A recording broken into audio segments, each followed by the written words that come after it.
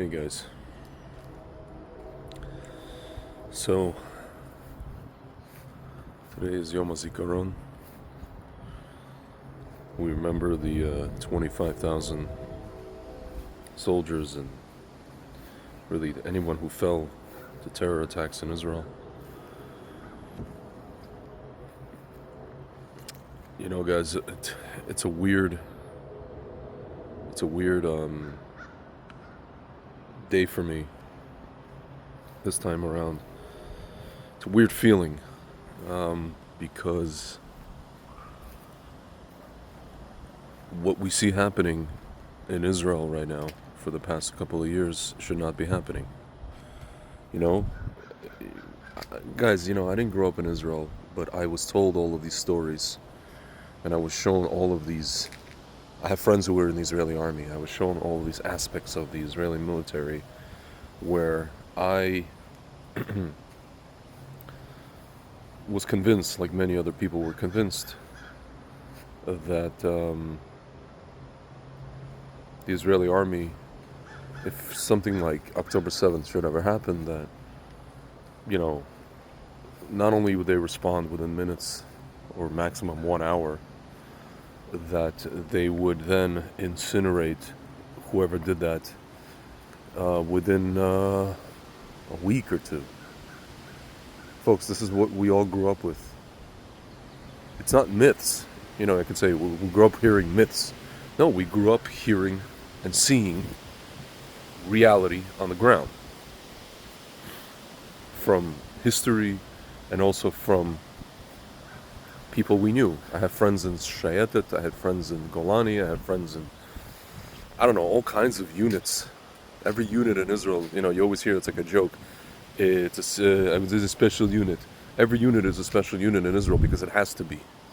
It doesn't have another choice, right? So, I'm in a lot of pain this Yom HaZikaron. I'm in a lot of pain, guys. As I'm sure you are as well. A lot of people, every Yom HaZikaron, but especially this one. And, I was watching a video of a father. Bibi was speaking at one of these events, and a father was screaming at him. And then the chief rabbi of Israel, the Sephardic rabbi, had to come down and come and console the man, hug him, and talk to him. And then Bibi actually consoled him. I don't know how genuine the consolation was, honestly, but it's just, folks, there's no excuse for this, for what's been happening for the last year and a half. There's no excuse for this. Somebody in the Israeli top brass, somebody in the Shabak and the Shin Bet, somebody in the, someone in the former American administration, somebody in the State Department is responsible for this. Bibi is also partially responsible for this, for going along with these people. To say that Trump's responsible for this, I don't know. Trump's the one that wanted to raise hell. He wanted Bibi to do it. He wanted Israel to do it. He wasn't going to do it. Trump is not an imperialist, right? He's not a, whatever you call it, interventionist. He's the opposite. He wants to get America out of foreign wars. Okay, yeah, America's going to help Israel if it needs help, whatever it is. But he doesn't want America to be nation building all over the place. He doesn't want, he wants countries to take care of their own stuff, just like he wants countries to pay their fair share. You notice the common theme with Trump, right? He wants everybody to do their own thing, to be independent of each other. Yeah, we live in a global world, we're all friends, but pay your own way, fight your own wars, live your own life, build your own countries, right? We're not going to build them for you, especially if your culture's different, right? I digress, guys. So, there's really no excuse for any of this, what's going on. I understand it's multi-front war. I understand there's all these, Gaza has tunnels and there's all these complexities and blah, blah, blah, blah, blah. Folks, but we know that this is existential. It is a zero-sum war, right? And to have young kids, I'm reading these names and their age, who fell in battle, right?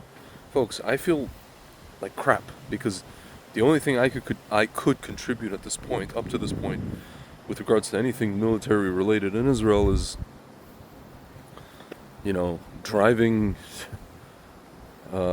bulletproof vests from Jerusalem to Shiloh to my friend, who then drove them to some other place, right, to an army base. Which is 1/60th of what my grandfather did in World War II, which is, he also was involved in that army supply stuff. So, but he went through hell. He went through Stalingrad. He went through like 2 POW camps and escaped twice and all the rest of it. So that's why I'm alive today. So, guys, I mean, I feel helpless personally, right? In that respect. And I'm looking at these kids, I'm 44. These kids, 21, 22, 23, they had their whole lives ahead of them. And for what? Because the Israeli government and some international pricks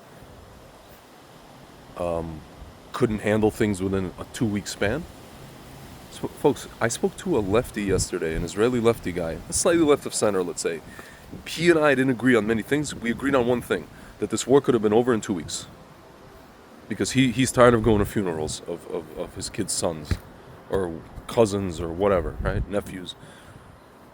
We agreed on one thing, that this war could have been over in 2 to 3 weeks. Knowing what we know about the Israeli military. He served in it. I have friends who served in it, who continue to serve in it. Knowing what we know, okay? When I say what we know, I'm talking about in-depth things that we know. I have a friend here, who was in Sayeret Golani in the 70s, after this, in the mid-70s, mid to late 70s. And he still has friends in the top, just slightly below the top brass in Israel.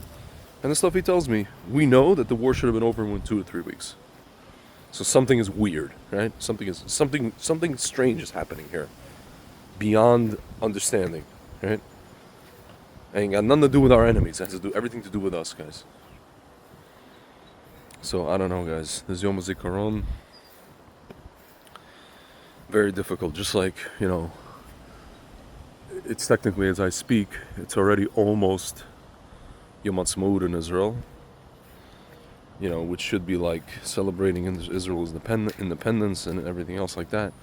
My friends, Israel is not an independent country today. I hate to say it. It's not an independent country. It depends on other entities, and it does not depend on Hashem. Meaning, Hashem is always, the eyes are always on the land of Israel. Don't get me wrong. But the people who lead Israel, the leaders, not the people. The people are fantastic, right? Most of them. 90 to 95% of them. The leaders of Israel today, my friends, do not rely on Hashem. They do not. So they're independent of Hashem. You want to say Yom HaTzmaut from Hashem, the government, right? They decided that they're going to be independent of Hashem. Okay, that's what you get. We see the result. I don't know, my friends. The takeaway from everything I'm saying is that we need Mashiach, because clearly, you guys see it every day. I don't have to tell you. You know that everything I'm saying is absolutely the emes. It's absolutely factual what I'm saying. Nothing is made up, right? Nothing is invented. I can say, Tzvi, why you gotta be a downer? Guys, I mean, if you have any ounce of consciousness, any ounce of empathy, any ounce of connection to your land, to your people, you will feel the way that I feel today. If not, I don't know what to tell you. Alright, guys. Anyway, for those of you barbecuing and all that stuff, I'm gonna try to participate as much as I can, I guess. Yom HaTzmaut, probably tonight, tomorrow night, whatever it is. Just to be with Jews, right? It's good to be with our people anyway, right? Sometimes. Sometimes it's not. I'm kidding. Yeah, so, anyway. Zat Hashem, everything is going to be resolved. In the end, it gets resolved, as Dr. Zelenko used to say. We're gonna win. The question is, what will be the cost? What will be the, hate to say, what will be the body count? But we are gonna win. By we, I mean the good over the evil. Alright, guys. Talk to you soon.